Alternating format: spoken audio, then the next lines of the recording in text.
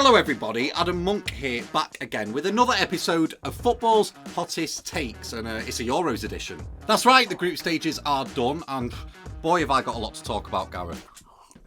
Yeah, we're going to talk about a few teams, and spoiler alert, England is one of them, but a little bonus hot take before we start. I think tactics are now just overrated, because God, how many long shots has there been this tournament? Just people leathering it from outside the box into the net. It's been great to see, a breath of fresh air, so that's a positive for me.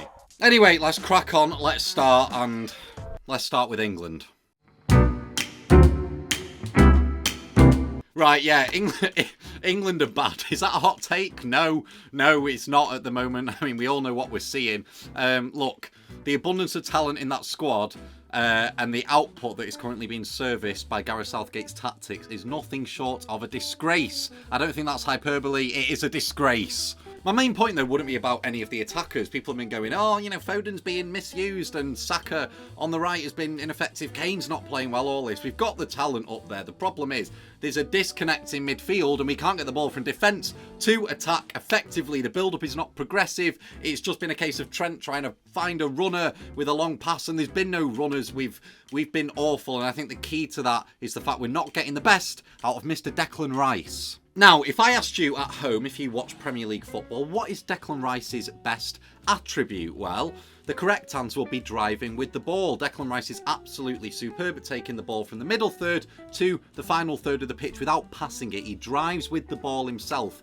What does Mikel Arteta do to supplement Rice and allow him to do this? Well, he plays either Jorginho or Thomas Partey alongside Declan Rice. That way you've got a sit-in pivot, a number 6, who will stay there, keep the defence screened, keep that midfield regimented, and then Rice, when he picks up the ball and sees space, he can progress the ball into the final third and then create that numerical advantage, like a 5v4 or whatever it may be, in the final third. That's what Rice is so good at. Now, when you play Trent alongside him, or Conor Gallagher alongside him, or anyone like that, it's not going to work, especially because Conor Gallagher's an 8. He likes to almost play as a bit of a second striker off Harry Kane, similar to Jude Bellingham. He was in that Slovenia game, and then prior to that, Trent, this isn't Trent's fault, I'm not knocking him, Trent has won the Premier League and Champions League playing right back in a Liverpool system, and he had cover from Virgil van Dijk, cover from Fabinho, who is a very good defensive midfielder, and it was allowed to work. Now, putting Trent in midfield is simply a decision based on his passing range. Nothing else that he can do. He cannot protect Rice.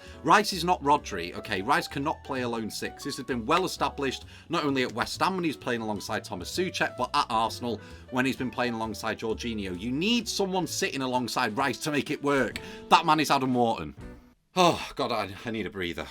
It's been awful. And also another point as well, Gareth, if Kane's going to drop deep, which we know he likes to do, then you need an outlet. You did this in Euro 2020, right? You had Raheem Sterling, Marcus Rashford running in behind. That is how you got your source of goals. And this time, the outlet in that squad is, of course, Anthony Gordon. He's fast, he's ambidextrous, he can go both ways. He takes on a man, he hugs the byline, he's quick. I've said he's fast and he's quick. I'm so angry with what I've seen, honestly. Gordon should also be in there too, and then maybe Foden on the right. He's got midfield attributes. He can help supplement the middle of the park. There's just been some serious selection issues. Is there anything else I need to say?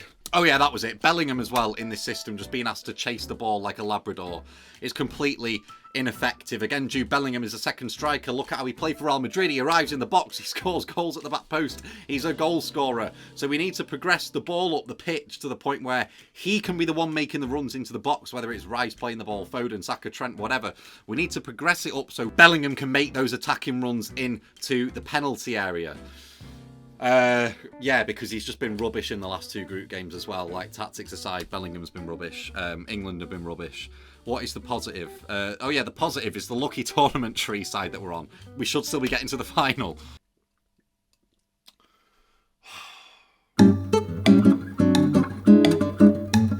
Yeah, speaking of the final, I think Austria can actually get in it. And I know that's a hot take because it's Austria and, you know, Austria aren't meant to get to the Euro 2024 final. But look at how well they've been playing compared to their other respective sides. And also, look at the side of the tournament tree they're in. Firstly, on Austria though, and how good they've been in the group stage themselves, I think sides that tend to do well in these kind of tournaments, you know, regardless of the personnel in them, are sides that resemble a club side the most. So, they've got to be compact, a lot of cohesion, that kind of thing, a nice cohesion and balance between defence and attack. The system just seems very fluid. They were so unlucky to lose to France in that opening game, with Baumgartner missing an absolute sitter before the own goal put France 1-0 up and France hung on. But then they swept Poland aside and beat the Netherlands as well, and beat them predominantly with goals where they were driving through the centre of the pitch and then just, finishing a one-on-one or winning a penalty, one which Arnautovic converted against Poland. They're a very direct side when they want to be, and when they don't want to be, they can shift that and become very compact like they were against France. So they're very flexible, very, very malleable as well.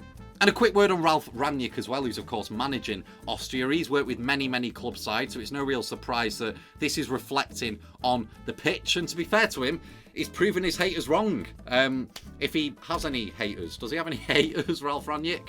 Ronaldo, maybe, I don't know. And then finally, and most importantly, why I think they can get to the final, the side of the tournament tree they are on. Take a look at this. They play Turkey, who you'd expect them to get past given their recent form. Then it's Romania or the Netherlands, who, of course, they have already beat. And then they'll play one of England, Slovakia, Switzerland, or Italy in the semi-finals. Now, I think they can definitely beat three of those sides, and I also, to be honest, think given how England have played, they can probably, like on current form, beat England as well.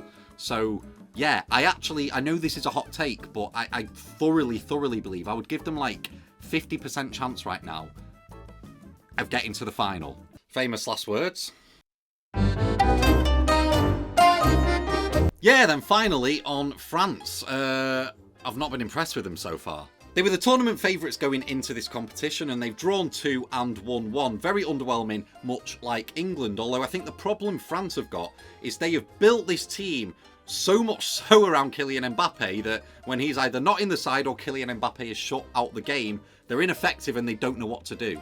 I really think that France's best bet moving forward would be to put Mbappe on the left-hand side and maybe a Giroud up top and revert back to that old tournament system where they had a focal point up front and Mbappe could get involved on the right and left-hand side of the pitch a little bit more. He did do that in the opening game against Austria, but he was also the man leading the line, so it was a little bit disjointed. And listen, as good as Mbappe is, right, he is a rather one-dimensional player. He's an outlet, and I think teams with a bit of nous as we go further into the competition will be able to successfully just shut him out of the game completely. Case in point, Borussia Dortmund a few months ago in the Champions League.